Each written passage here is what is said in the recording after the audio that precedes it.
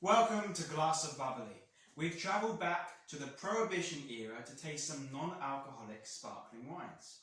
But does Prohibition mean that we can drink them now? Are we safe to? It's not against the law? Well, yeah, there's no alcohol in these bottles, so it wouldn't have been against the law. Wouldn't have been against the law, so to bypass that. So what should we start with first? Should we start with this Squiff? It's quite a different name. Is it Squiff alcohol-free sparkling wine, the white? Yes, let's go for that one. Open that bottle, and I'll just give you a little detail about the winery, which is obviously, as I said, alcohol-free, 0% alcohol.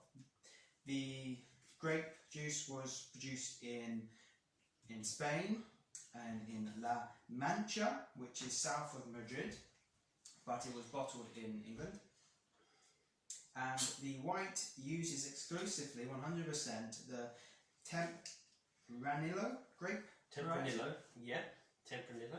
So should we pour some? Should we pour some? So Oliver's certainly kitted out well for this tasting. But I like the design of the bottle. I like this kind of Art Deco feel. This lovely, elegant lady there with a glass of bubbly in her hand. Yes, really looks good. Certainly. It is to do with the Prohibition, and I did reach out to Julia Wilson, the co-founder of Prohibition Wine Company, to ask her a few questions. One of them was, what was the story behind using the name Prohibition in your company? And her response was, I named the company Prohibition Wine Company, taking the word prohibition from the national prohibition of alcohol from 1920 to 1933 in the USA, legally forbidding the consumption of alcohol. I have a love for the 1920s and want our wines to give you that fun feeling, all the taste without the alcohol. Not bad. There's quite a few companies that do the alcohol-free sparkling wine, and there's quite a big demand for it. And this way, everybody can kind of enjoy this wine, and you can probably have as much as you want. So we're going to give it a go first of all. On the nose. And this bottle, the white, won a bronze medal in the light and fruity category at the Glass of Bubbly Awards 2022. I was going to say I've got very much like a pear flesh, green pear flesh, touch of apple skin, green apple skin on the nose. Yeah, it is definitely that. So certainly fruity, really good. You want to taste it. Mouth-watering, even with the aromas. And more lovely and fruity. Very fruity. Not far off a sparkling wine with alcohol. So you're kind of fooled. The initial taste is, oh, this could be like any kind of, say, carbonated, or let's just say a non-traditional method, a Sharma method, tank method, I lost the word there, that kind of wine. But you do know that there isn't alcohol in it. You can feel the intensity isn't there. So it's good. If you want alcohol-free bubbly, then this is certainly a good example. It is certainly fruity. It is very nicely light and fruity, and it's also calming and easy to drink. Very easy to drink. We best do a little pairing. Now they do recommend different cheeses here. One of them is brie with this white sparkling. Let's just try a bit of brie each. Here we go. Julia recommended a few food pairings. One of them was the brie with the white.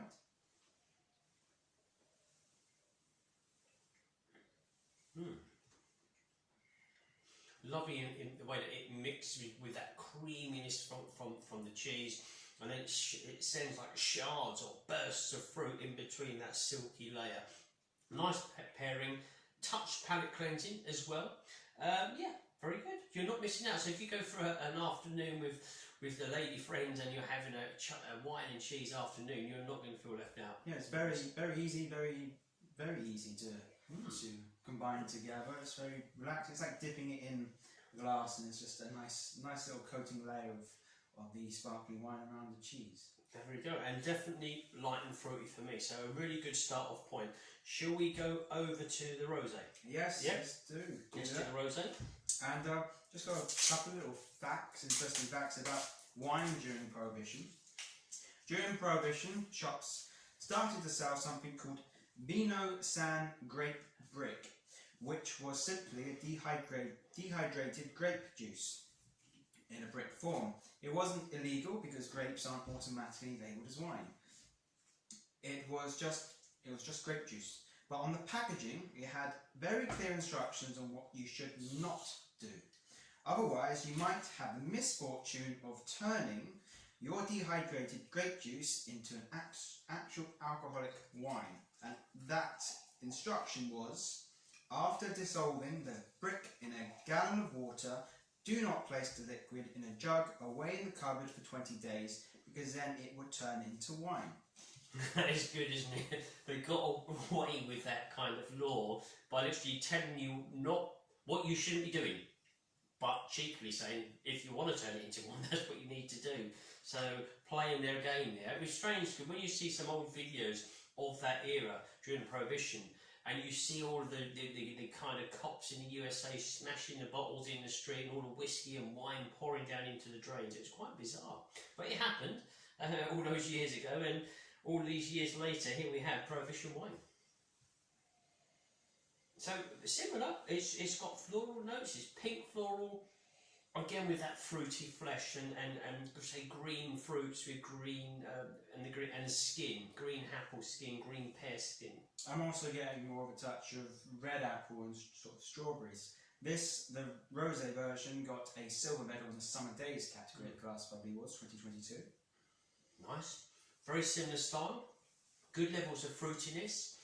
Initially you would think, oh, I'm tasting a glass of sparkling wine with alcohol, but again, once again, you know, because that alcohol sensation isn't there. It's clean, it's crisp, it's very refreshing. Yeah, definitely a Summer Days. That would be very nice out in the sun. I'm going to have to pour some more in because I'm tasting it too much. Let's try this with the other cheese that I recommend. Yes. I've got an artisan Stilton here, so they say Stilton, so we've got an artisan Stilton. Let's give this a go with the rosé, Oliver. This is a smelly old cheese. Certainly is.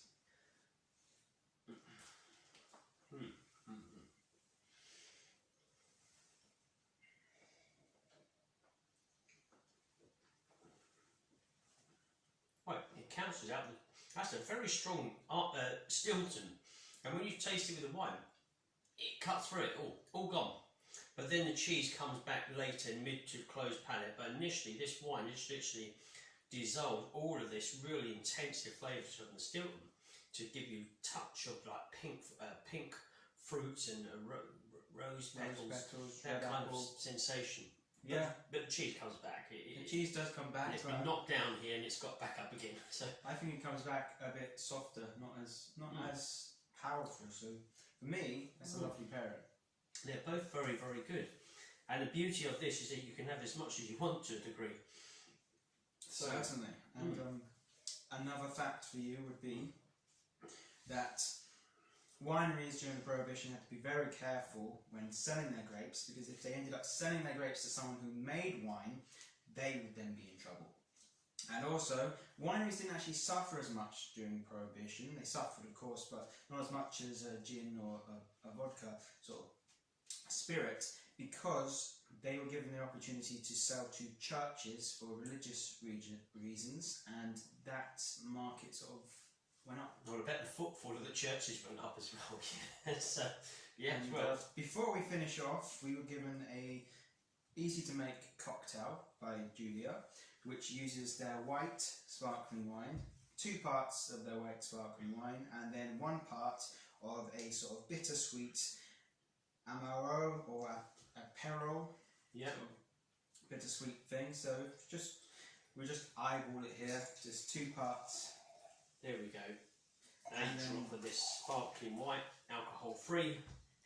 Pour in a little bit of this, Give it a nice bit of colouring. and then to finish, either a orange zest or a slice of orange. Yeah, orange, bit of peel there and a bit of zest, I think we've got. Like that, on the side or in it, whichever you I'm putting mine in it. I want to give it a go in. So, you've got that the bitterness coming through, haven't you?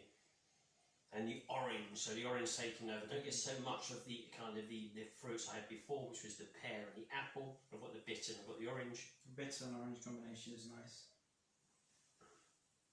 All right, nice, yeah. Nice combination. Very nice, yeah. Nice touch of bitterness, but you've got the lovely fruit flavours in there. But it's much more subtle. That Yeah. bitterness kind of tones it down a lot.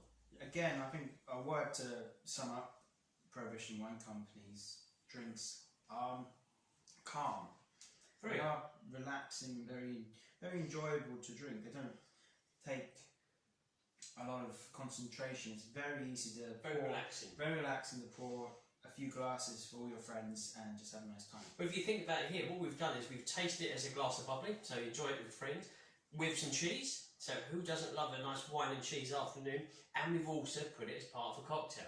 So it's got a good bit of versatility there, this Prohibition wine, and it works splendid well with all three options. So there we go. So that was the Prohibition wine, the alcohol-free sparkling wine. So Prohibition Wine Company. Thanks for watching. Until next time. Enjoy the fizz.